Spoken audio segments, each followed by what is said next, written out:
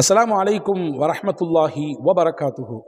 அன்புக்குரிய சகோதர சகோதரிகளே, பல்வேறு விதமான நெருக்கடிகளிலே, சிரமங்களிலே, கஷ்டங்களிலே, பல இழப்புகளிலே, வியாபாரத்தில் ஏற்பட்ட நஷ்டத்தினாலே, குடும்பத்திற்கு ஏற்பட்ட அவமானத்தினாலே, அது கடனால் ஏற்பட்ட மிகப்பெரிய நெருக்கடியினாலே, பல்வேறு விதமான மனபாரத்தோடு, சிக்கலோடு, சிரமங்களோடு, குழந்தைகளுடைய எதிர்காலத்தை கருத்தில் கொண்டு, அவர்களுடைய மன வாழ்க்கையை கருத்தில் கொண்டு, தொழில் சம்பந்தப்பட்ட நெருக்கடியோடு, கொடுத்த கடன் திருப்பி வராமல் நிற்கிறதே, இத்தனை லட்சங்கள் தேங்கி நிற்கிறதே என்கின்ற பாரத்தோடு, இப்படி பல்வேறு விதமான காரணங்களோடு நம்முடைய வாழ்க்கையிலே பல சமயங்களிலே பலருக்கு மகிழ்ச்சி பறிபோய் விடுகிறது. ஆனந்தமும் சந்தோஷமும் தானே வாழ்க்கை. அது இல்லை என்றால் எப்படி? பார்க்கும் பொழுதே நம்ம சந்தோஷமாக இருக்கிறோம் அப்படிங்கிறது வெளியில் தெரியணுமா தெரிய வேண்டாமா?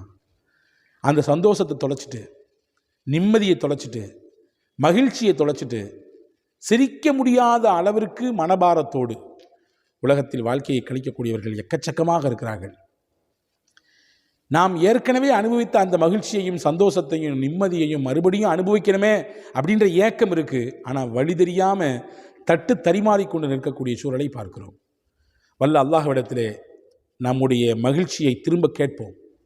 நாம் இழந்த அந்த ஆனந்தத்தையும் சந்தோஷத்தையும் நீ திருப்பி கொடு ரப்பே என்று கேட்போம்.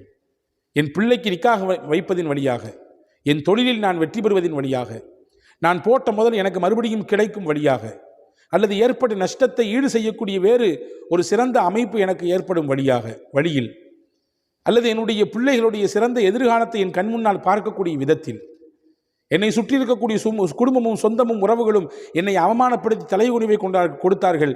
அதையெல்லாம் நான் உடைத்து எறிந்து மீண்டும் எழுந்து புது மனிதனாக நிற்கக்கூடிய விஷயத்தில் வழியாக, இப்படி நான் எனக்கு மகிழ்ச்சியை நானே ஏற்படுத்தி கொள்ள வேண்டும், அதற்கான வழியை நீ காட்டு என்று நாம் அல்லாஹ்விடத்தில் துவா செய்ய வேண்டிய கடமை, பொறுப்பு நமக்கு இருக்குது. அதுக்கான ஒரு அற்புதமான துவா தான் அன்றைக்கி சொல்லித் தரப்போகிறேன்.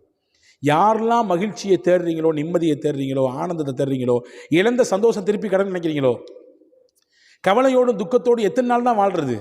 எவ்வளோ நாள் தான் மனது பாரத்தை வைத்து கொண்டே இருப்பது? அந்த பாரமெல்லாம் உடைத்து எறியப்பட்டு மீண்டும் நாம் இழந்த சந்தோஷமும் மகிழ்ச்சியும் ஆனந்தமும் சிரிப்பும் நம் முகத்திலே வர வேண்டும் அப்படி நினைக்கக்கூடியவங்கெல்லாம் கண்டிப்பாக இந்த துவா ஓதுங்க.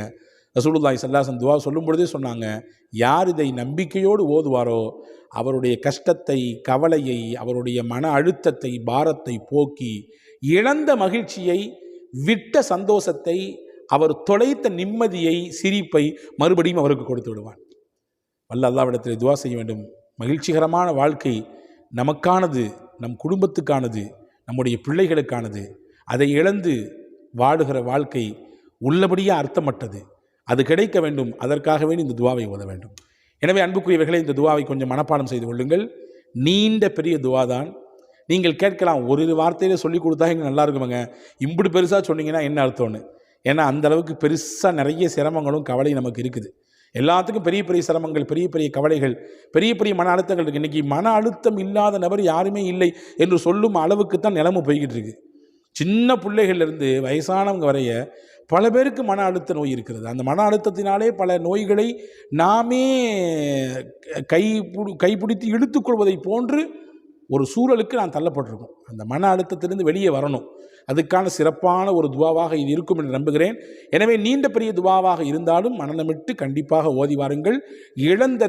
இழந்த நிம்மதியை, தொலைத்த மகிழ்ச்சியை, சிரிப்பை அல்லாஹ் நமக்கு தந்து விடுவான். நம்முடைய கவலையையும் மன பாரத்தையும் அழுத்தத்தையும் அல்லாஹ் போக்கி விடுவான். ரசூலுல்லாஹ் சொன்னாங்க, இந்த துவா ஓதுங்கன்னாங்க, அல்லாஹும்ம இன்னி அப்துக்க வப்னு அப்திக்க வப்னு அமதிக்க நாசியதி பியதிக்க மாதின் ஃபிய ஹுக்குமுக்க அதுலுன் ஃபிய கதாஉக்க நஸ்அலுக்க பிகுல்லி இஸ்மின் ஹுவ லக சம்மைத பிஹி நஃப்ஸக அவு அன்ஸல்தஹு ஃபி கிதாபிக அவு அல்லம்தஹு அஹதம் மின் ஹல்கிக அவு இஸ்தஅஸர்த பிஹி ஃபி இல்மில் கைபி இந்தக அன் தஜஅலல் குர்ஆன ரபீஅ கல்பி வ நூர பஸரி